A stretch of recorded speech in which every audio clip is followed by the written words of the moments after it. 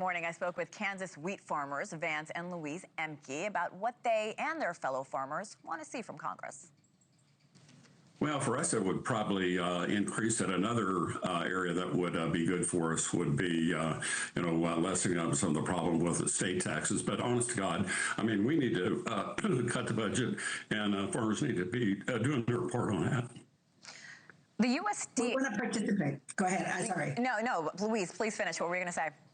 Well, we want to participate. I mean, we need cuts, but we also need support. I mean, we don't control markets, and it's often politics and supply and demand, and there's weather. Absolutely dealing with the weather. Rained yesterday, so we're probably not going to get cutting wheat till this afternoon. Well, no, there's some very legitimate places in the ag budget that could be cut, like with crop insurance, for instance.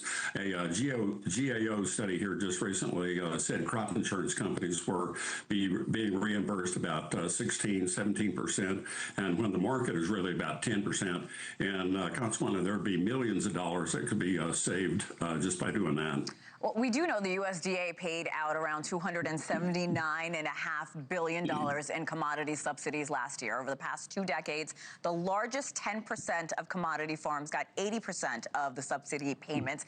What has to change to get more farmers the money and the help, Louise, like you mentioned, that they need? Well, 80% catches most farmers. I mean, some of those, the lesser ones are part-time. You know, they aren't really full-time farmers. We are full-time farmers. So I'm not sure where to go with that, because I think... well, government payments are based on base and yield. Yeah. And the more land you farm, the more base you have, and the more government subsidy that you do get. That's just the way it works. If you're a small farmer, you don't have any. Yeah, you just get less. That's all there is to it. There's not any collusion there. It's just the way it is. As owners of a wheat farm, what's your message to lawmakers in D.C. this morning?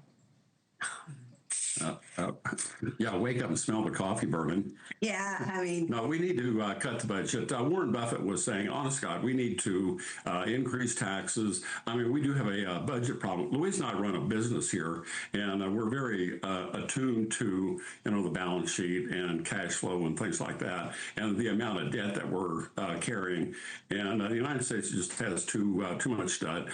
We need to cut the budget and increase taxes. And of course, Louise and I will participate in that for darn sure. We know that. I mean, we recognize that. But we don't think there's a lot of graft and fraud at all. I mean, it's a matter of, as Vance, like crop insurance. There's areas to take care of, and we need to make sure lawmakers pay attention to that. I want to shift gears a bit to immigration. The workers needed to operate farms like yours across the country. How are the current ICE raids and immigration policies affecting your workforce?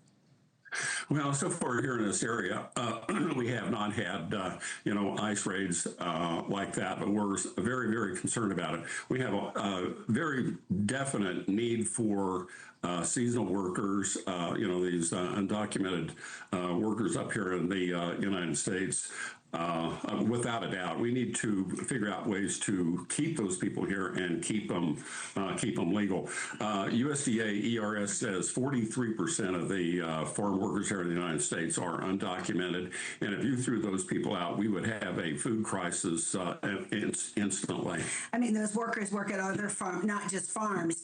In fact, a lot of them are working at the agribusiness that support us, that we sell our product to, which is indirectly to feedlots, to dairies, to the packing plants. I mean, we have to have those workers operating all those entities for this circle of life to continue. I mean, it's like a circle, and, grow the wheat, sell the wheat. The wheat feeds animals, it feeds people, and we need, Well, I think there's a disconnect here. A lot of people think that these undocumented workers are taking jobs that Americans would have.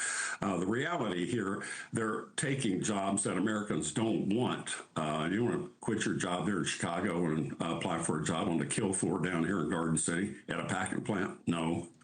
Well, and we just don't have the numbers and the populations out here. I mean, we just don't. Well, our, down in Finney County, for instance, which is the heart of the livestock industry, unemployment rate is 2.6%. We are strangling for, workers out here. Thank you for watching. Subscribe below and download our NewsNation app right now on your phone, and you will get fact-based, unbiased news for all Americans.